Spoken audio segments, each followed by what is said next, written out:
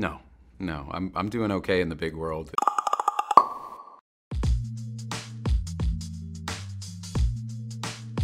It was Alexander Payne that I really wanted to work with him. And when he first told me about the idea, I wasn't sure if he was joking or not, because it's so absurd. Then I read the script and I thought it was just so beautiful and funny. Wow, that is wild, isn't it? It's just wild. Yeah, I mean, it was everything that Alexander's movies are. Probably the most ambitious movie that I'd ever been asked to do. Very original movie, and it does not go where you think it's gonna go. It's not what you think it is, and I love that about it. One journalist said, it's interesting, it's Alexander's most optimistic movie, and it has the apocalypse in it, so. Please state your full legal names. Paul Norris Safronic. He's a decent man, he's a good man, and he's got his good heart, and he's incredibly naive, and kind of doesn't know what he doesn't know, but has a good heart, and so he's a fun character to kind of take you into this world and have his eyes open, and it's really about this journey that he goes on where he starts to understand his purpose in life, and by extension, all of our purposes. Why did I downsize?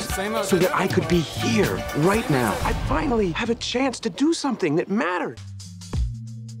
For Alexander, what's in all of his movies, they're so rich that there isn't just one. It works on a lot of levels. It must feel good to know you're really making a difference. You mean all that crap about saving the planet? Downsizing is about saving yourself. A lot is going on. And ultimately, they're always about human beings and how we are with each other and how we need to be with each other.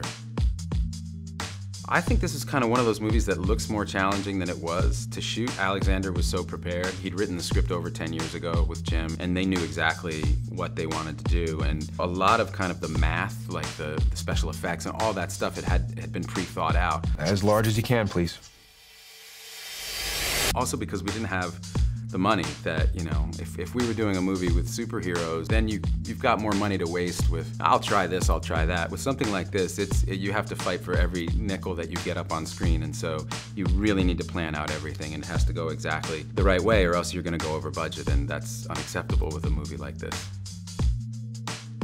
I mean, from what I've read, you know, we're at 7 billion people, and they say we'll get to 9, and then we won't go past that, and we'll start to kind of come back down. So I actually don't worry about it. I think it's what the people on Earth are doing, how they're treating each other is the bigger issue. And the movie's a metaphor for why we allow people to treat us small. It's heartbreaking, I think, that these people decide to do this as a way to solve their problem. I mean, that whole sequence of the procedure itself I find really funny, but it's very dark and very kind of eerie and creepy, and dehumanizing. Don't let yourself be small. Yeah.